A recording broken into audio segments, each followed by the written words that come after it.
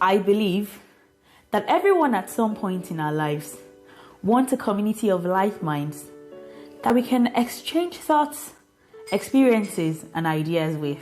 As Steve Jobs said, great things in business and in career are not done by one person. They are done by a team of people. So true. Have you then heard about the Nigerian Nurses in United Kingdom platform? My name is Olubukola. Aside being a nurse, I'm an entrepreneur, a vlogger, and a mother of two. Coming to the UK some years back, I was worried around things like childcare, settlements in the UK, amongst others.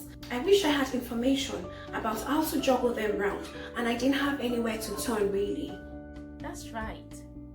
We have all had our fair share when it comes to integrating in the UK system.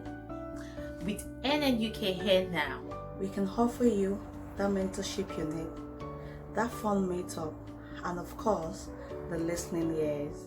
That exam coaching? Does it help with filling of application forms or even setting up mock job interviews? Trending stories and policies around nursing in the UK and in Nigeria. Together, we are Nigerian nurses in the UK. Together, we are nurses on a mission. Together, we're nurses with a vision. Together, we are nurses with insight.